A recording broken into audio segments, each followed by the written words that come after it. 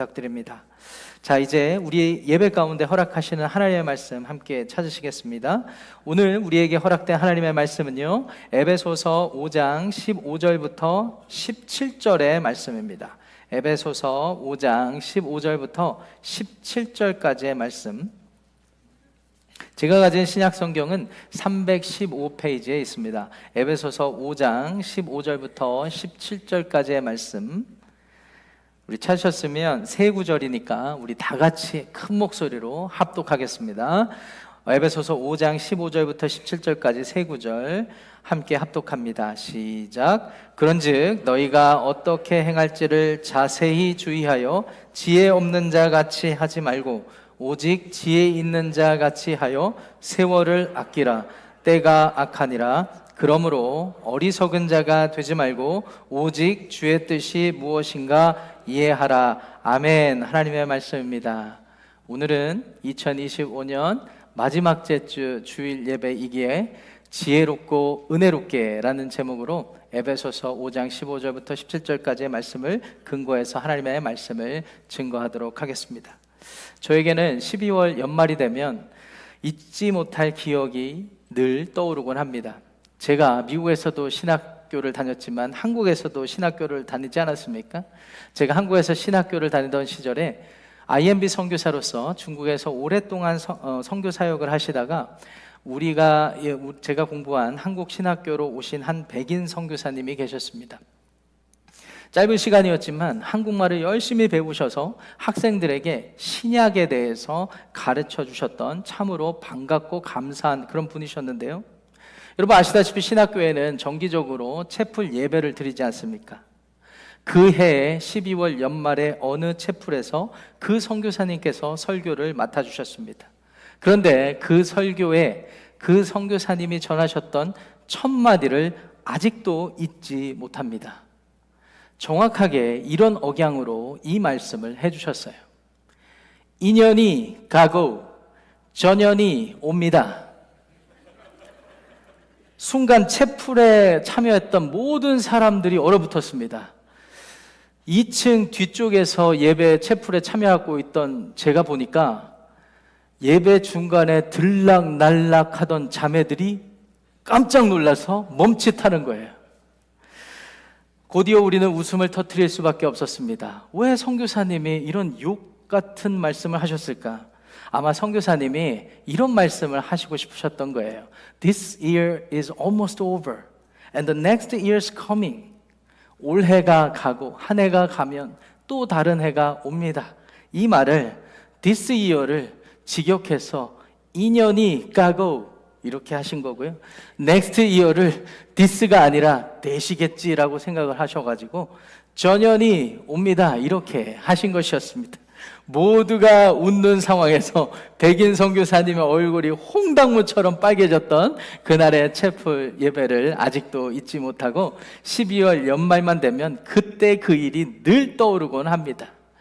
사랑하는 산호세 한인 침례교회 성도 여러분, 저와 여러분들은 오늘 2년이 가는 2025년도의 마지막 주 주일 예배를 하나님께 드리고 있습니다.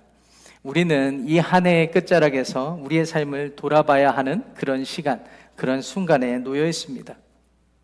여러분 개인적으로나 가정적으로나 그리고 우리 교회 공동체로서 우리는 과연 얼마나 하나님이 기뻐하시는 삶을 살아왔고 우리의 가정은 얼마나 하나님께서 기뻐하시는 삶을 살았는지 함께 모여서 점검해야 할 때입니다.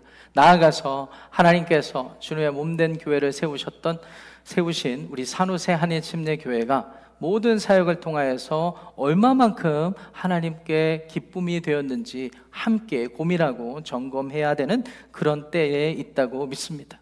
혹시 여러분들의 삶 가운데, 가정 가운데, 우리 교회 가운데 하나님의 뜻을 온전히 붙들지 못했던 순간들이 있었다면, 혹시 하나님께서 저와 여러분들에게, 우리 교회에게 주셨던 귀한 기회들, 이런 시간들을 흘려보낸 부분들이 있었다면 2026년 새해를 맞이하면서 후회하기보다는 하나님께 회개함으로 나아가기를 원합니다.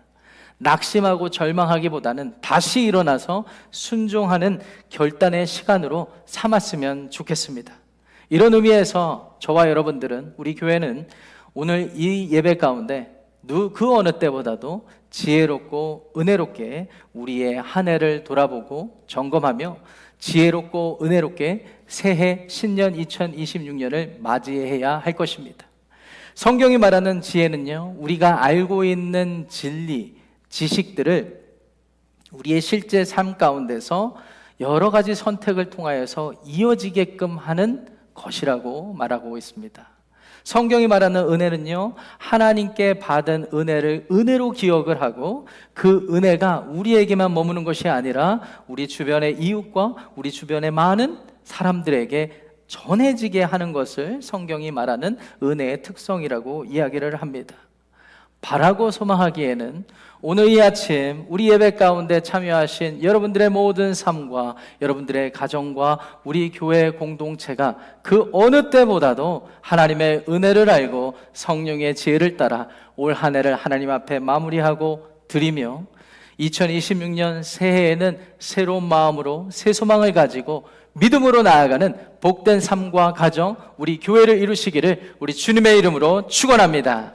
자, 그렇다면 우리는 어떻게 2025년 한 해를 지혜롭게 점검하고 2026년 새해를 은혜롭게 맞이할 수 있을까요? 두 가지로 오늘의 본문 내용을 통하여서 함께 말씀을 나누기를 원합니다. 첫째로, 주님이 기뻐하시는 삶을 살았는지 지혜롭게 점검해야 합니다. 다시 말씀드리면 주님이 기뻐하시는 삶을 살았는지 지혜롭게 점검해야 합니다. 오늘의 본문 15절 말씀을 화면을 통해 함께 읽어보겠습니다. 시작. 그런즉 너희가 어떻게 행할지를 자세히 주의하여 지혜 없는 자 같이 하지 말고 오직 지혜 있는 자 같이 하여. 사도 바울은 우리에게 어떻게 행할지를 자세히 주의하라 이렇게 말하고 있죠. 이 말은 다시 말하면 당신의 삶을, 우리들의 삶을 잘 들여다보고 점검하라라는 권면의 의미입니다. 여러분 아시다시피 지혜는 그냥 아는 것에서 멈추는 것이 아닙니다. 그냥 아는 것에서 만족한다면 그것은 다른 단어를 써야 해요. 그것은 지식이라고 이야기를 하는 겁니다. 그런데 지혜는 그런 여러분들이 알고 있는 지식과 지혜가 제대로, 지혜와 진리가 제대로 발휘되게 하는 능력을 지혜라고 이야기를 하는 것입니다. 그것을 위해서는 우리가 알고 있는 조각 우리에게 주어진 하나님의 인도하심과 보호하심의 모든 일들을 잘 들여다보고 살피는 일에서부터 시작되어야 되겠죠. 오늘 말씀은 그런즉이라는 말로 시작되었습니다. 15절 말씀이 그런즉이라는 말로 시작되었죠. 영어적 표현으로 말하면 therefore 이렇게 되는 것입니다. 이 therefore라는 말은, 그런즉이라는 말은 어떤 메시지가 있었고 그 메시지의 결론이라는 뜻이겠죠. 무슨 말씀의 결론일까요? 오늘 함께 읽지는 않았지만 본문에 해당하는 8절 말씀을 가서 보시겠습니다. 화면을 통해서 합독해 보겠습니다. 시작. 너희가 전에는 어둠이더니 이제는 주 안에서 빛이라. 빛의 자녀들처럼 행하라. 사도 바울을 통하여서 하나님께서는 우리의 정체성을 분명히 일러주고 계신 것입니다. 예수님을 알고 믿고 영접하기 이전에는 우리는 말 그대로 어둠이었습니다. 우리가 생각을 하여도, 감정을 품어도, 우리가 무엇을 계획을 해도 전부 다 어둠의 자식들로, 어둠의 자녀들로 어둠 가운데 처해 있었습니다. 그런데 우리 가운데 생명의 빛 예수 그리스도의 복음이 비춰지지 않았습니까? 그러므로 누구든지 예수 그리스도를 내 삶의 구주로 영접하고 우리 가정의 주인으로 인정하고 주님의 뜻을 붙잡고 살아가는 자들의 삶은 세상 사람들이 볼 때 조금 아쉽고 부족해 보인다 할지라도 주 은혜 아래에 들어가 있기 때문에 빛의 자녀의 삶이 되는 것이고, 그 누가 뭐래도 빛의 삶을 산다라고 말할 수 있는 것입니다. 그러므로 우리는 반드시 기억해야 합니다. 누구든지 예수 그리스도를 내 삶의 구주로 영접했다면 이제는 어둠의 자녀가 아니요 빛의 자녀가 되었다라는 사실을 분명히 기억해야 한다라는 것이죠. 자, 그런 의미에서 이 시간 앞뒤 좌우 옆에 분들 얼굴을 오랜만에 지그시 한번 바라보시고, 당신은 빛의 자녀이십니까? 이렇게 한번 인사하겠습니다. 빛의 자녀이십니까? 왜 표정이 이렇게 어두우십니까? 예, 제가 봤을 때는 다 빛의 자녀인 것을 믿습니다. 사도 바울은 8절을 통하여 이 예수 그리스도 안에 있는 사람들의 정체성을 분명히 말씀해 주시고서는 오늘 15절로 넘어와서 건너뛰어서 우리에게 말씀하는 거예요. 빛의 자녀라고 한다면 우리들이 이제 자세히 주의하여 어떻게 행할지를 살펴야 된다라고 분명히 말합니다. 그러면서 이어지는 16절의 말씀에 우리에게 익숙한 이 말씀을 해주시죠. 이 말씀도 중요하니까 한 목소리로 합독하겠습니다. 시작. 세월을 아끼라 때가 악하니라. 이 말씀이 우리에게 얼마나 익숙한지, 아버지, 어머니가 침대에 누워서 게으름 피는 자녀들에게 얼마나 많은 잔소리를 하며 인용한 구절인지 모릅니다. 세월을 아끼라 때가 악하다. 어여 일어나라 시간 간다. 그때 아들이 침대에서 이불을 둘러쓰고 이렇게 답하죠. 하나님이 사랑하시는 자에게 잠을 주시나니. 여러분, 여기서 말하는 세월이라는 단어는 우리가 잘 아는 들어봄직한 카이로스라는 헬라 단어입니다. 이 카이로스라는 단어는 우리가 기억하는 시간이나 때에 해당하는 크로노스라는 전혀 다른 의미이죠. 이것은 단순한 시간의 흐름을 이야기해 주는 것이 아니라 하나님이 주시는 어떠한 특정한 타이밍을 의미합니다. 특정한 타이밍. 예를 들어서 제가 제 아내를 처음 만났을 때를 여전히 기억합니다. 그때를 기억합니다. 특정한 타이밍. 장인어른을 만나서 결혼하고 싶다고 결혼시켜달라고 쫄랐을 때 장인어른의 표정을 봤던 그때, 그 타이밍. 이런 것들이 카이로스입니다. 이런 것들이 카이로스죠. 세월을 아끼라라는 말씀은 어떤 의미일까요? 하나님께서 우리 각자에게 주시는 특별한 이유를 가진 타이밍, 다른 말로 표현하면 기회를 아끼라라는 말씀과 같습니다. 그래서 NIV 성경은요 이렇게 번역을 했습니다. Make the most of every opportunity. 모든 기회를 만들고 아끼고 그렇게 해서 하나님의 빛의 자녀로 어떻게 살아가야 될지를 고민하며 살아라 라고 말씀하는 것이죠. 왜 그럴까요? 시대가 악하기 때문입니다.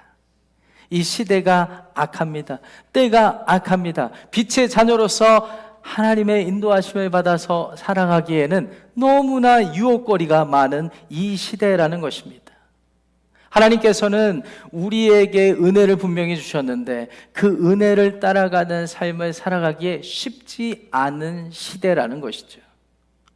우리 시대에는 그 어느 때보다 과학 문명도 발달하고 삶도 풍요롭고 경제적으로 윤택해진 시대라고 할 수 있는데 요새 같은 때가 더 하나님의 은혜를 붙잡고 살아가기가 왜 이렇게 어려운지 모르겠습니다. 모든 것이 풍요로워지니까 우리들의 바램과 소망이 좀 더 풍요로워지기를 원하고 모든 것이 나아지니까 하나님을 간절히 붙잡고 살아가는 믿음이 사라진 그런 시대 아니겠습니까? 이런 악하고 우리가 무너지기 쉽고 유혹받기 이런 시대에 빛의 자녀로 일어나시는 여러분들의 삶이 되시기를 주님의 이름으로 축원합니다. 뿐만 아니라 NIV 성경의 기록대로 Make the most of your every opportunity. 모든 기회를 하나님께서 나를 사랑하시고 은혜를 주신 그 삶에 반응하는 삶으로 살아가시는 여러분들의 삶이 되시기를 주님의 이름으로 축원합니다. 이런 의미에서 우리 사랑하는 성도 여러분, 2025년 한 해를 15절과 16절 말씀에 근거해서 점검해야 합니다. 점검하는 노력은 지혜라고 할 수가 있겠습니다.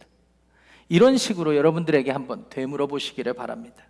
올 한 해를 돌아보면서 하나님께서 내게 주신 기회 앞에서 나는 어떠한 선택을 해왔는가? 하나님이 나에게 좋은 사람들을 허락해 주시고 좋은 배우자를 허락해 주셨는데 어떠한 말로 그들의 삶 가운데 다가갔는가? 내 자녀들에게 어떠한 감정 상태로 그들을 대했는가? 한번 점검해 보시기를 바랍니다. 분명히 오늘 이곳에 계신 모든 분들에게 하나님은 동일한 기회를 주셨을 것이라고 믿습니다. 그런데 그 기회, 빛의 자녀로 살아갈 법한 그 기회 가운데 여러분들은 어떤 선택을 하셨나요? 축복하기보다는 짜증내고 감사하기보다는 원망하고 불평하고 감사하고 만족하기보다는 늘 아쉬워하는 그런 삶을 살았습니까? 아니면 하나님이 주신 기회를 정말 소망이 사라진 그런 그런 절망의 시간 가운데서도 감사할 기회로 여기고 하나님께 더 기도할 기회로 여기셨습니까? 한번 점검해 보시기를 바랍니다. 또 나아가서 나의 행동을 통하여 주변에 어떤 영향력이 끼쳐졌는가? 수많은 사람들을 만나고 가정, 일터, 교회에서 어떠한 영향력을 끼치고 살았는가? 내가 말 한마디 한 것으로 인하여서 누가 상처를 받기보다는 누군가가 소망을 얻고 용기를 얻었는가? 나의 격려와 위로를 통하여 그 사람이 세워졌는가? 한번 점검해 보시기를 바랍니다.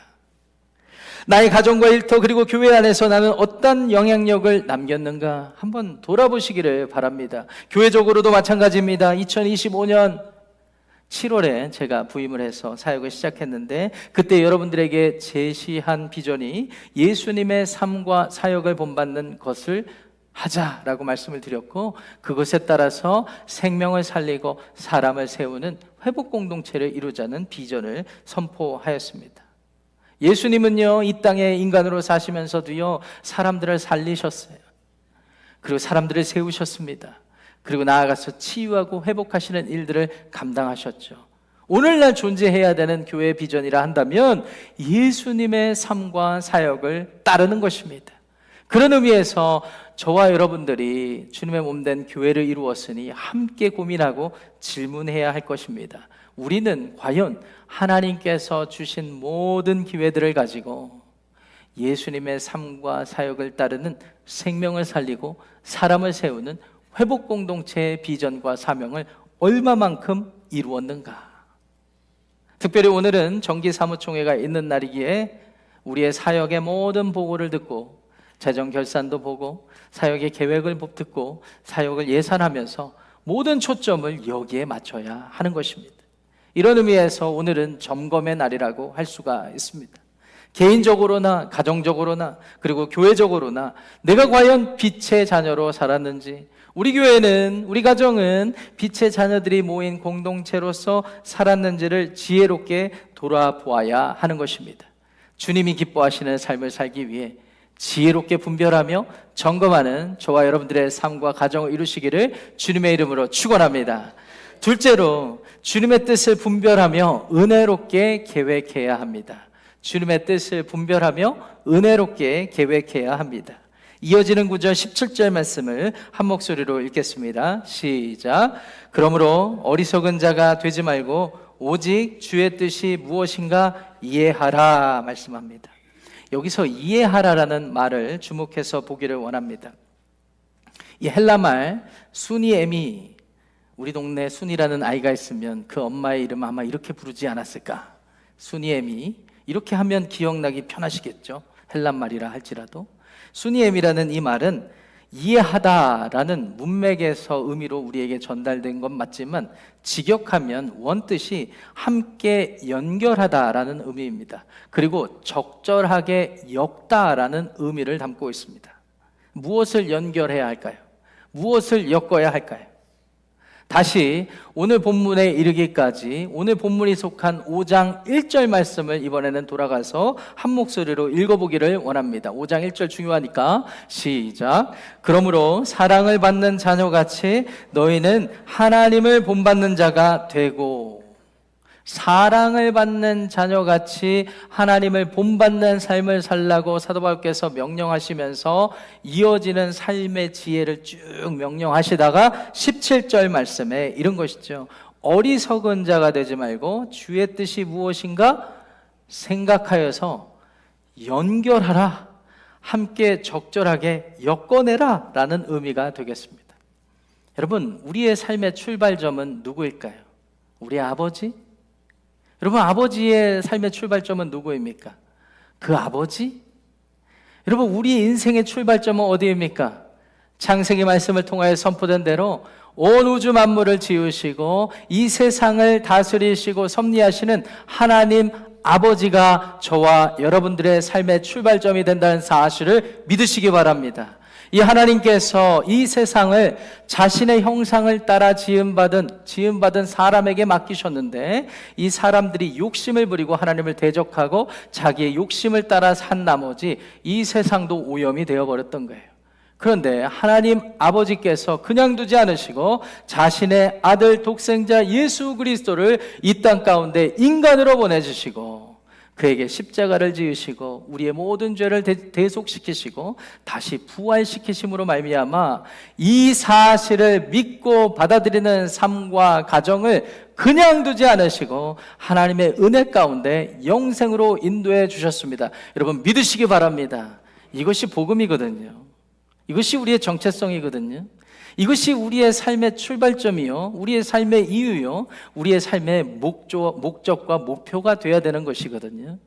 여러분, 이것이 우리의 삶의 정체성과 모든 것이라고 한다면 여기에는 하나님의 은혜가 들어있고 여기에는 십자가의 사랑과 희생이 들어있다면 이 모든 것들을 함께 엮어서 우리의 삶 가운데 담고 우리의 가정 가운데 담고 우리 교회의 모든 사역 가운데 중심으로 삼고 이제 우리를 통하여 하나님이 시작하신 은혜가 예수 그리스도께서 보여주신 십자가 사랑과 희생의 복음의 능력이 우리를 통하여 우리의 삶을 통하여 우리의 가정을 통하여 우리의 교회를 통하여 흘러나아가야 되지 않겠습니까? 그러므로 주님의 뜻을 이해한다라는 것은 하나님께서 행하신 은혜의 역사와 우리의 현재의 삶을 연결하는 것에 있다고 할 수 있겠습니다.